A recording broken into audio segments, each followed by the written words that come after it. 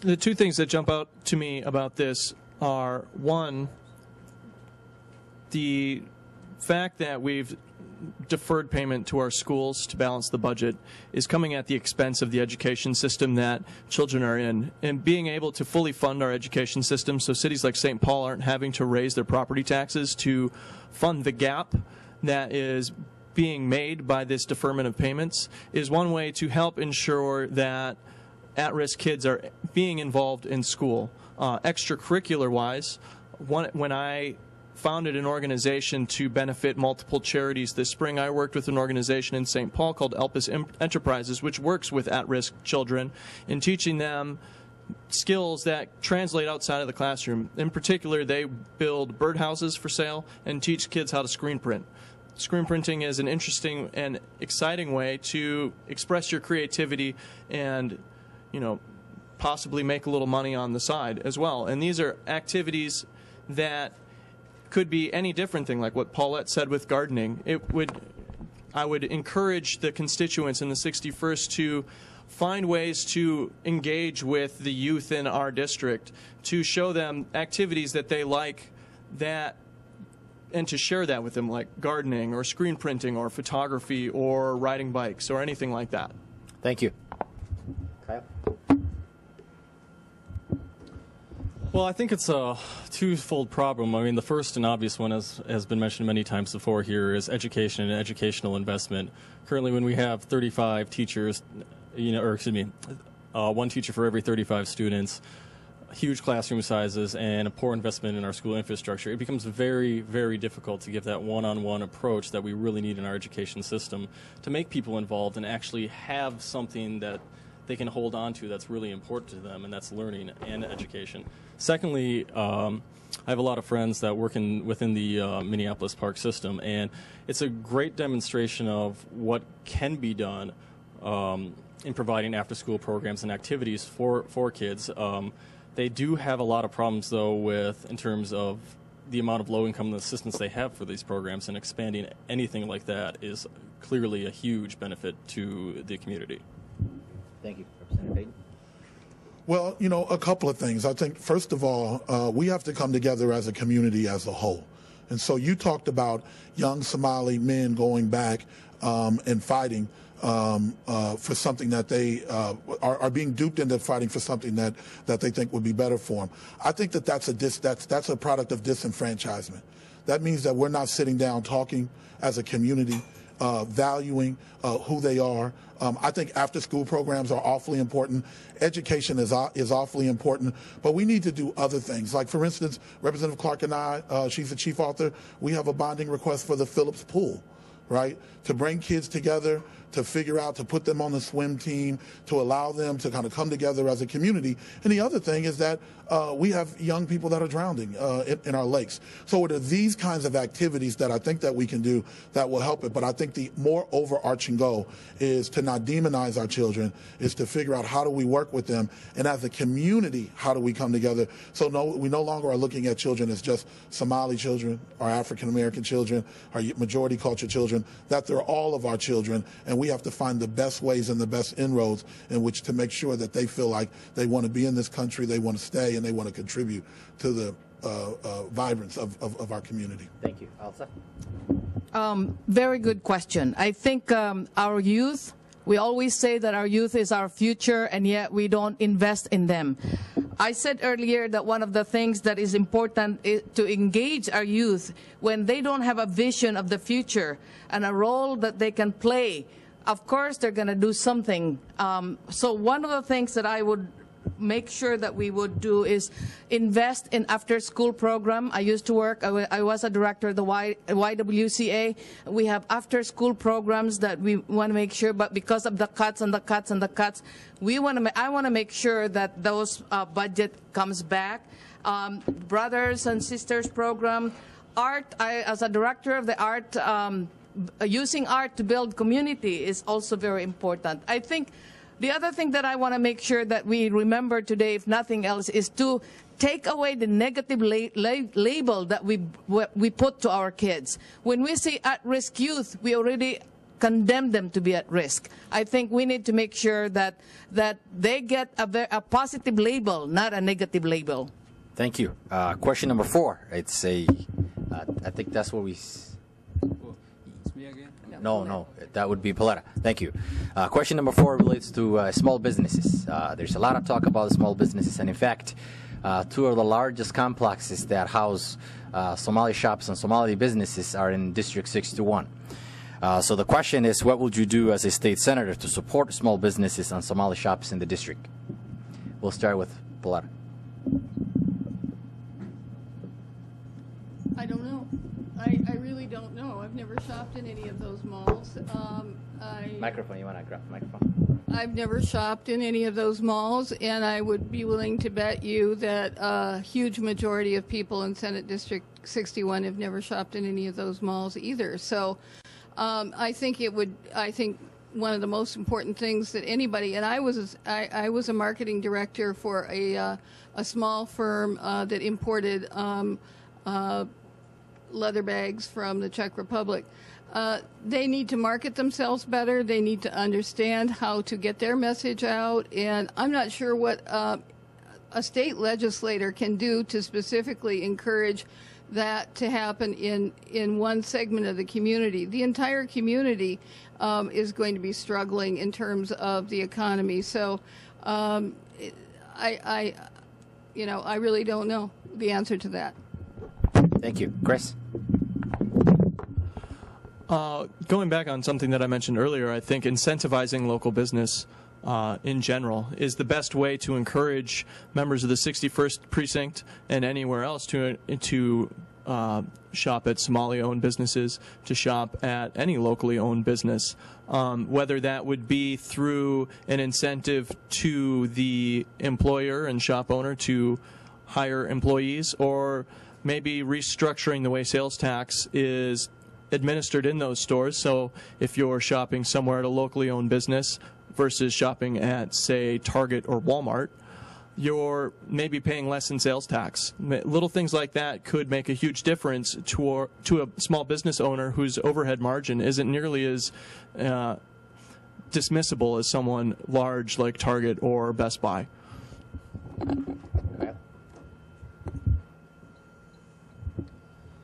I've run a small business for the past few years, and I can tell you it's incredibly challenging and a very difficult process. And right now, the way we have our system structured is actually, it's really difficult to kind of take that initial leap and have that support, especially in the first few years. The real big things that we need to do is we definitely need to increase access to small loans for smaller businesses, especially when you are a new arrival to this country and credit is a much more difficult thing to achieve. Making easily available loans is a huge aspect to allowing people to be able to start up small businesses.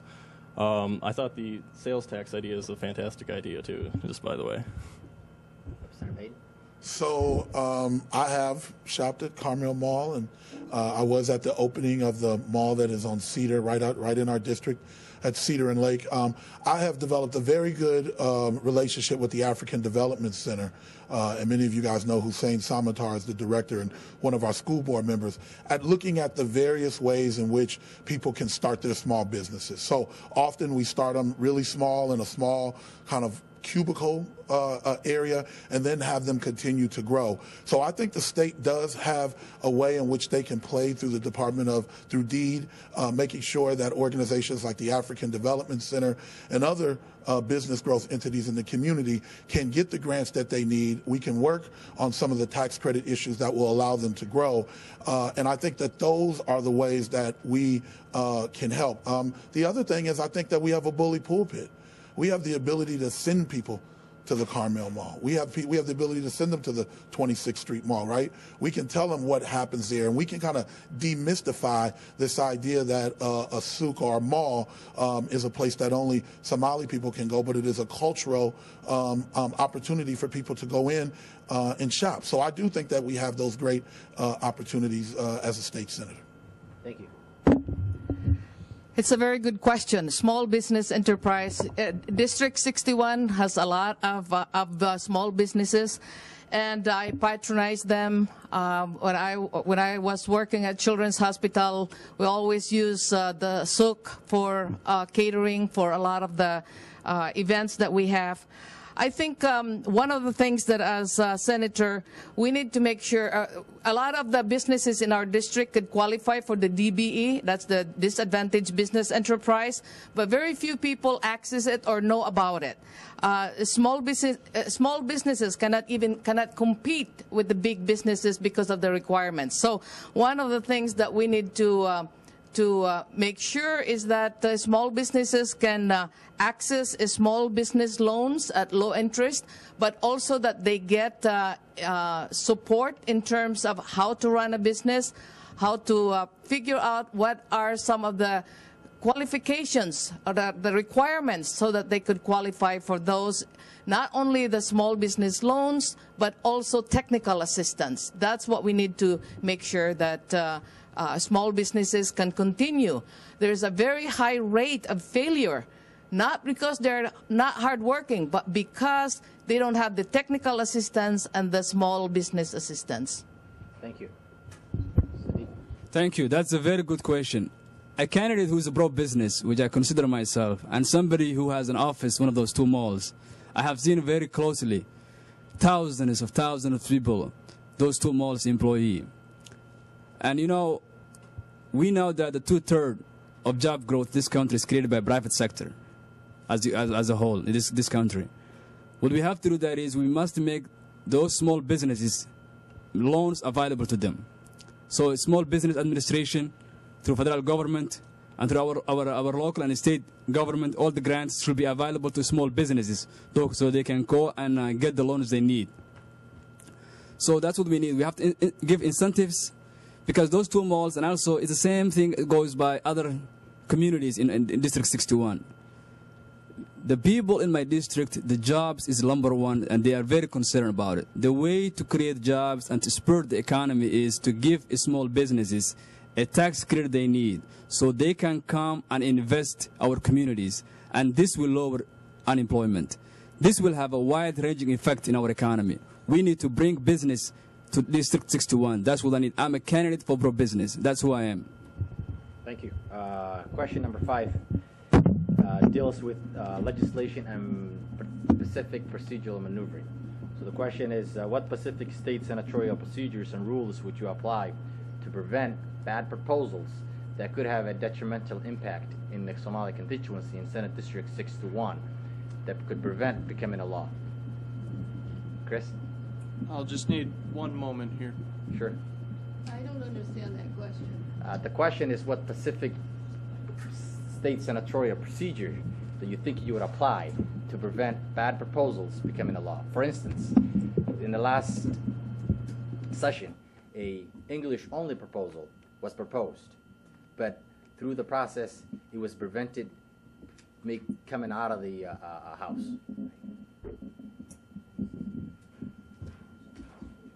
Chris? Yep. When regarding legislative procedure now, because I don't have hands-on legislative experience, I can't speak to all of the different procedures that could be used, but one would be to essentially try to kill that procedure in committee before it even gets to the floor of the Senate. Beyond that, depending on how much support was available to filibuster, that is another option that is available to try and basically not allow that particular legislation to ever come to a vote.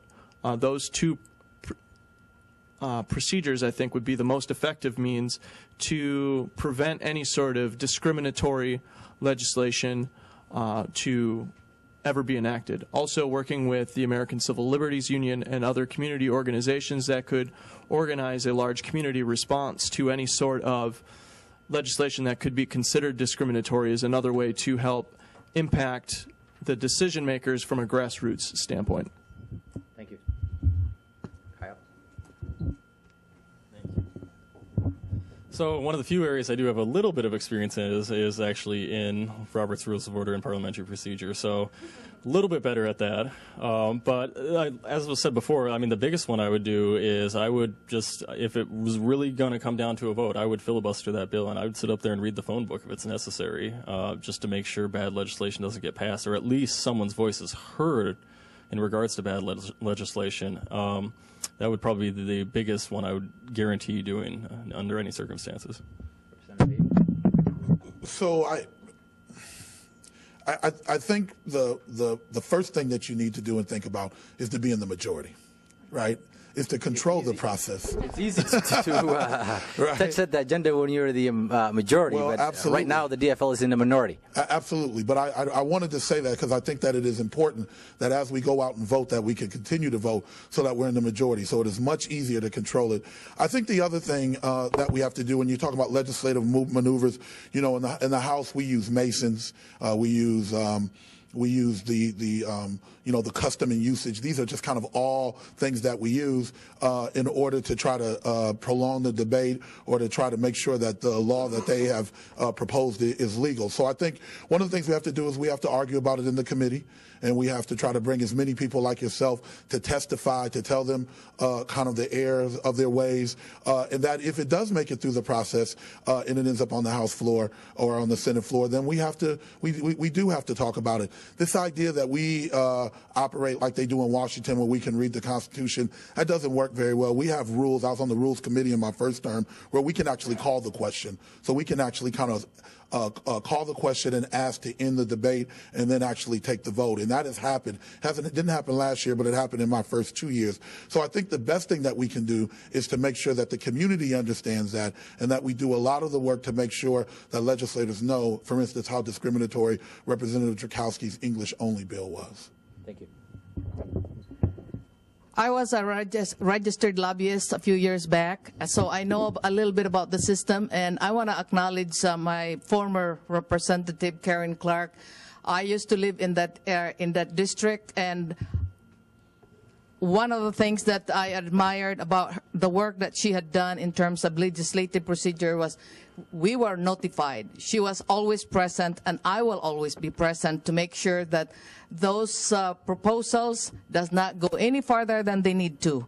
I think it's also important that that supporters are there in the from the community to lobby and also to educate other legislators, and also the community to call on forums or town meeting, community meetings, so that people are informed about what is going on in the legislative process, so that not one of those things that all of a sudden you wake up one morning and a bill just passed, and that has never happened. And I want to thank my former Representative Karen Clark. She was always on top of things, and I want to make sure that if I'm there, I'm also going to be on top of things. Thank you. Sadiq? That's a very good question, Jamal.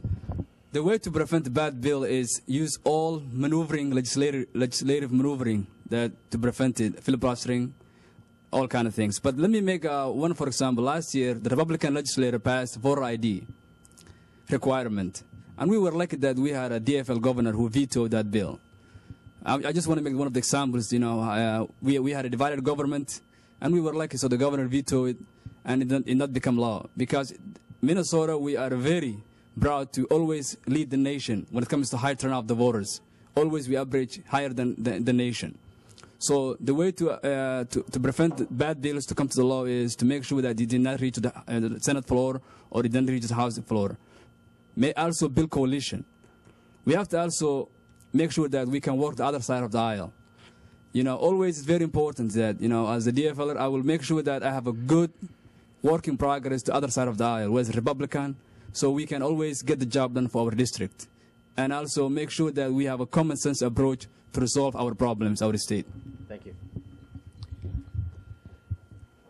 This is kind of an arcane question, and the reason I ask I didn't understand it is because I think the general public doesn't understand a lot of the maneuvers that go on at the state capitol. They're offended by the fact that bills are finally once and for all in something called a conference committee at 3 a.m. in the morning. That's when things are stripped out of a bill. That's when important things are put into a bill. It's pretty hard to mobilize a coalition at 3 a.m. in the morning when people are sound asleep. People are offended by that, but you know, we talk about filibusters, and I think a filibuster is a tool that can work for you and against you. And the question Representative Hayden continues to duck is why he participated in a filibuster, unlike other members from his district, Karen Clark, to ensure that NRP lost $2 million of allocated funding. That NRP funding is a great benefit to this community. And I think it's time for Representative Hayden to tell us why he participated in that filibuster that would ensure that NPR lost $2 million in funds and Representative Clark did not. Representative Hayden? Answer that question. So I'm not quite sure where Ms. Wills is getting her information. I'm looking at Representative Clark. So I was on the NRP bill. I was on the bill that would have stopped the city from taking the money from the NRP program and putting it into their general fund. I don't know what filibuster people are talking about. We can watch the tape. The last day of session is what I saw somebody talk about. There was a long discussion actually between GOP folks about the legacy fund, and they had problems with each other about that issue. I didn't speak that day. I wasn't up on the House floor that day because it was an issue that I wanted the Republicans to talk about and to argue about open meeting laws and things of that nature. And I look at Representative Clark because she was on the bill, and that I was always on the bill, and that the bill sat in the General Register for about 2 weeks, but there wasn't any filibustering for me. And I didn't speak on that last day, and I was actually a co-author on the bill. So I'm sorry that you were misinformed and that those were misinformed about that issue. And this is on the record, so we can go and watch the tape. If we had 6 hours worth of time, we could watch it, and you could find that not only was I supporting the bill and trying to figure out a way to get it done, working with Representative Clark, but I never spoke that day. Which we don't. Thank you. Okay, I think that brings up to our last question, and we're going to start with Kyle Wilson here, and it relates to state government participation. Minnesota has the highest Somali population in the nation, and to our knowledge, there is no Somali with a significant post in our current state government. So the question is, what would you do to encourage the nomination and the appointment of Somalis to state offices by the executive branch? Appointments, you said? Appointment and nomination. And nominations? Right. Appointments and nominations, I mean, I think you just really have to judge people by their merits. And when you're dealing with a lot of issues that directly affect the Somali community, I mean, there's going to be the most experience coming from there and people that can directly address those issues. I don't think you need special rules for that. You just need smart wisdom. I guess that's pretty much all I have. So the appointments process is the executive branch's opportunity to appoint people to boards throughout the state. So one of the things that I have done and that we'll continue to do is to engage the Somali community and all communities to participate in that process, to recruit folks that we think have the ability and have the experience in which to do that, to be part of that process. I'll tell you guys today, Nimco is here. She's my campaign manager. We work awfully hard to have a diverse campaign. We work awfully hard. I would like him to say that I'm helping to develop her because she's really developing me as a much better candidate. But those are the kinds of things that I think that we have to continue to do to bring all people into our campaigns, into our office. Many of you know when I've gone out on National Night Out, I have 4 different languages that I use in which to talk to people, and Somali is one. And so I just think we have to continue to work closer with all communities, and in particular, make sure that when we have really, really good people in your community that want to participate or just have the desire, that we actually work with the executive branch in which to do so. Thank you. Elsa? Appointments is one of those executive decisions that happens. But I think from my perspective, it would be very important that we create a pipeline of talents so that when opportunities happen, that we can make a recommendation to make sure that the Somali talents are included in that pool. I mentioned earlier that we need to make sure that the community, that everyone in the community has a voice in our system. There are a lot of talented people in the community, but we don't know a lot of them. And so part of the work that needs to happen is to begin that pipeline, a data bank of talents, so that when opportunities come, we're ready. We're not caught with not knowing who to recommend. And I think there's all that opportunities that, in my personal life, I've always hired looking at diversity, so that I would continue to do. Thank you. That's a very wonderful question. The District 61 has changed, and our government has to reflect that change. That's the truth. So what I will do there is I will recommend actually that our District 61, that why I think I'm running. I'm running because I believe that the district has changed, and there is a lot of change that reflects our district. So I'm a new kind of leader who believes that I can bring all the people in my district, show them that we are a diverse district that welcomes everybody, and also addresses the economic difficulties that many families are facing in our district. Many people lost their houses. When I ran last year, it was a historic run. I remember that talking to the people, and they tell me that many families lost their houses, and they don't even know what the future holds for them. So I will make sure that we develop talents, whether it's Somali Americans or any other community or in my district, develop talents and appoint appropriately. So merit, I believe merit based on system, that you appoint somebody because of their merit, not based on because of their gender or their race. Thank you. Merit based on system, that's what I believe. I think the Somali American or the Somali American D.F.L caucus is one of the many organizations in District 61 that can establish a talent bank. I think that's an excellent idea. As far as I'm concerned, Senate District 61 has a tremendous amount of talent, not just in the Somali community, but I think with organizations like this and the Somali American Business Association and other Somalian organizations, those kinds of organizations will go a long way towards simply nominating people and making those people's names known to your state representative and to your state senator, so that when the time comes for the appointment process, we can take that information forward to the executive level. Thank you. I think when considering executive appointments, it is apparent to me as a prospective representative of the Somali community that it would be in my best interest to look at a very active community, to find the leaders in that community, to suggest to Governor Dayton or to any of his predecessors. Thank you. I've been told we're being very efficient with our questioning and with our answers, so we're running a little bit of ahead of time. So it's been recommended that we allow the audience one or two questions. If there is a burn-on question, we'll take one. A couple of times that you're very pro-business, and I'm wondering how you would balance that philosophy with the need for regulation, and with the potential dangers of outsourcing or privatizing much of what our infrastructure was built around. How would you balance your pro-business outlook with the need to regulate it? That's an excellent question. Kyle, is that your name? Mark, yeah, that's an excellent question. Particularly environmental. Very good. What I believe that is we need to have a sensible regulation. So I'm not against regulation. Regulation is perfect, but we have to have a sensible regulation.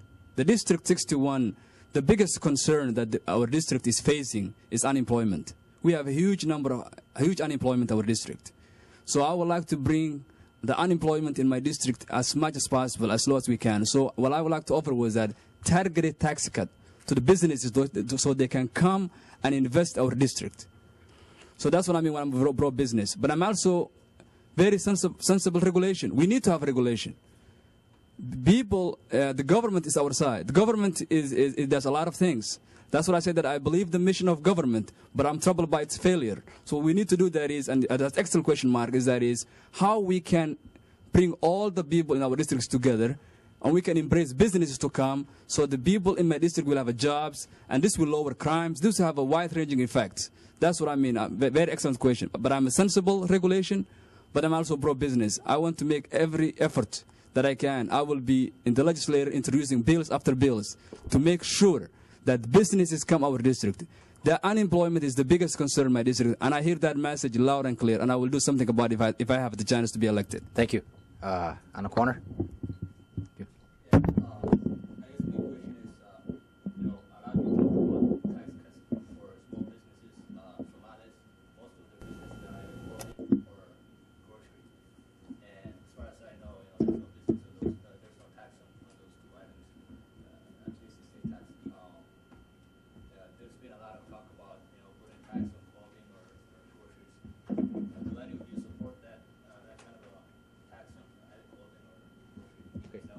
Let's start with Chris and all right. Well, I think one of the things that questions for everyone, correct? Okay. And just to repeat your question, you're wondering if we're pro adding taxes to clothing sales or grocery sales that aren't currently taxed. For me, I think one of the great things about our state's tax code is the fact that we don't tax those items.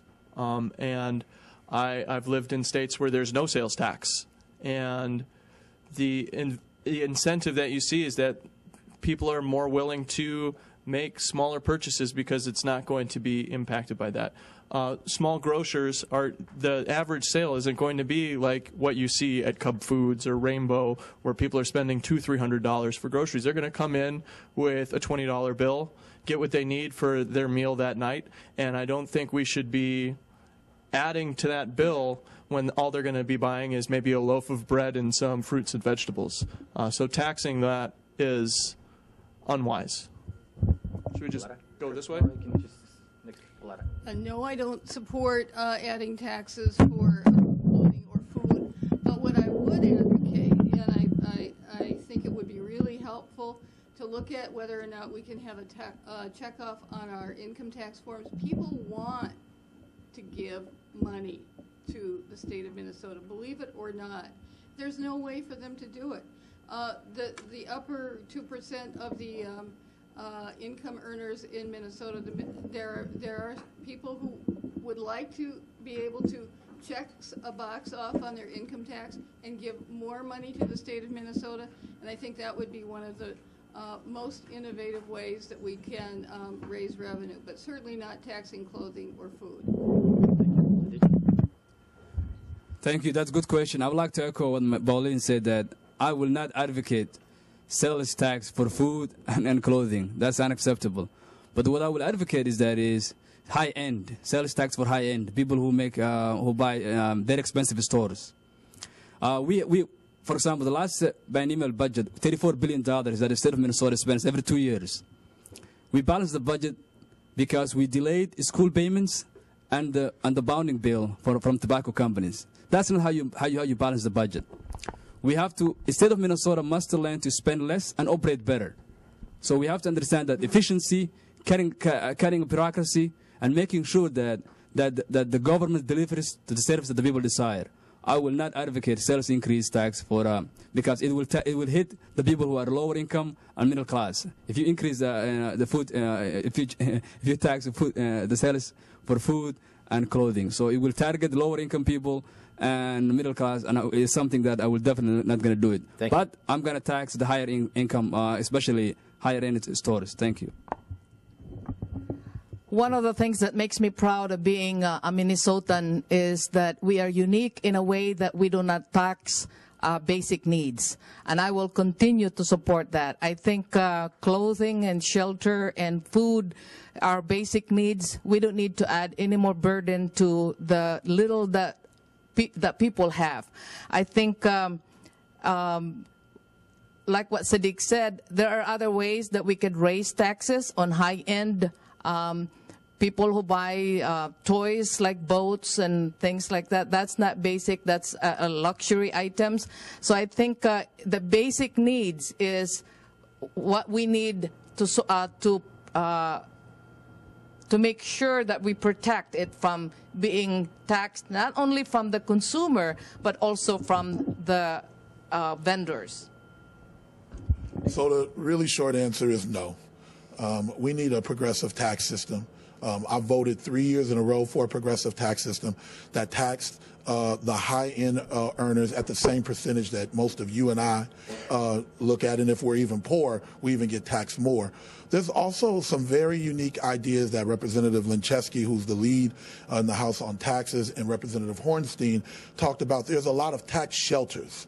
There's the ability for companies to hide their money offshore and not pay taxes on it. So there is kind of a whole host of progressive things that we could do to make sure that everybody paid their fair share, that corporations paid their fair share, that would get us the revenue in which we need. A misnomer that most people don't know is that we have cut. When Democrats were in the legislature, we cut. I look at Representative Clark when she was the chair, and we'd go through those deliberations when we were on the Housing and Public Health Committee, and we had to make really tough choices. So we have made the tough choices to make government more efficient. We have taxed our state workers absolutely to the max, but we also need to have progressive revenue and figure out how to stimulate this economy, and a lot of that happens at the federal level as well. Well, I think first, I would absolutely not support hurts our economy as a whole, and I do understand that you had to battle with a lot of people in order to accomplish what you guys did, but I think it's something that a mindset we really have to move away from in this current economic climate we have right now. Thank you. One last question. Is all of you willing to abide by the D.F.L endorsement, or there will be people running in the primary, regardless of what the outcome is? Is that a question? Yes, that's the question. Is everybody? Will everyone here be abide by the D.F.L endorsement? Okay, well, that means we will have a primary on September 13th, and for those people that will be watching on YouTube or community TV, the general election will be October 18 as well. I wanted to thank the candidates and everybody who came. And I might have skipped. Oh, thank you. I might have skipped it. There's a closing remark. I'm sorry. I think you ought to ask every candidate Yeah. that question. I think each one of us ought to have an opportunity to respond to that. Okay. Right. Right. So that's the question. Question answered. There was in the beginning. There was I said there was going to be a 1.5 minute for closing remarks for each candidate. So we're going to start with this. Where did we stop last question we asked before we went to the audience? I think we stopped at. I think we stopped at Kyle. So why don't we start with Representative Hayden? So I guess, well, once again, I'd just like to say thank you to the Somali D.F.L for having this candidate forum. I think it is a great opportunity to sit down and listen to each one of the candidates and look at their experience, look at their values, to take a good look inside in terms of what they would do as we start our next legislative session. I'm going to continue to fight, as I've been, for progressive values. I'm going to continue to be authentic. I'm going to continue to be accessible, and we're going to continue to fight like the Dickens against a group of people in the GOP-led legislature who looks to balance the budget on the people in our district's backs. So I look forward for your support. I look forward to seeing you at our convention on the 27th, and I most certainly look forward to seeing you on September 13th, where we will continue on our journey to make sure that we have a very, very strong state Senate and continue in Representative Clark and Senator Bergen's legacy. Thank you. Again, I thank the audience for participating, and my fellow candidates, and also the Somali Caucus D.F.L for hosting this opportunity. I'm running because I have seen structural inequities immigrants and refugees are left out in the process. A lot of things that the last little things that gave people hope, benefits, jobs, possibility of higher education, support structures had been almost completely eliminated. It is time to decide whether we would continue on this path, or do we need to, or we can work together. I am ready to work. I believe in politics of inclusion. I believe that even though politics is local, it has a global impact. What we do in 61, the canary of the coal mine, is going to happen everywhere else. So it is very important that we look at what we can do locally so that we can have a bigger impact. I believe in building our economy, family from family, block to block. I believe in economic development to create new jobs. We've talked a lot about jobs, jobs, jobs. We need to fix our broken housing market. So many people are losing their homes. We need to have a vision where everybody play a role in our community. And I thank you, and I hope that you would support my candidacy. September 13th is my birthday. Thank you. Thank you very much. Thank you very much. First, happy Ramadan to everybody. I would like to thank the Somali D.F.L caucuses for hosting this important event. I would also like to thank my colleagues who are with me today, the audience, and my family.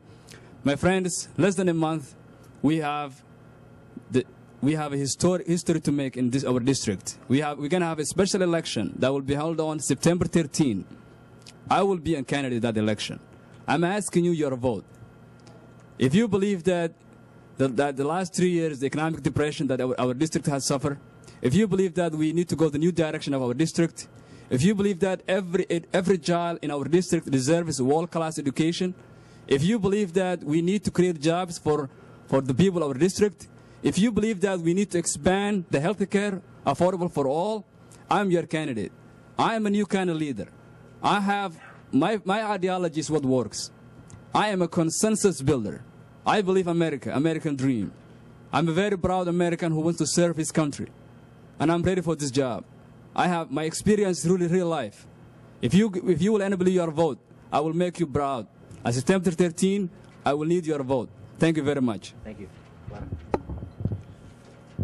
This district has an opportunity. It is a great opportunity to have a chance to assess all the talent. There is ample time for us to all assess the talent that's assembled here.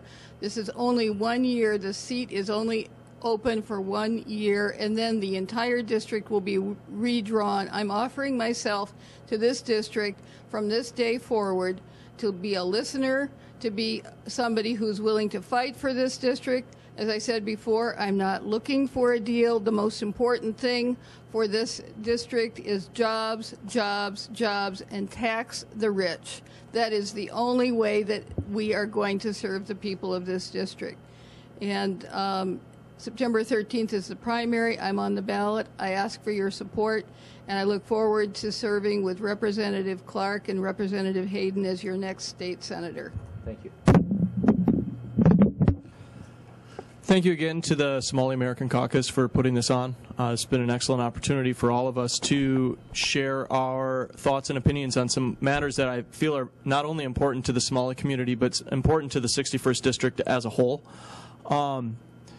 I think that this special election is an opportunity for us to incite a little bit of reason into the legislature. The fact that we are deferring funds to education and taking money from bonding bills from a public health initiative just to balance our budget is generally repulsive to me. I feel we should be paying our schools on time and paying them more. I feel that we should be taking money from a public health settlement and reinvesting it in public health.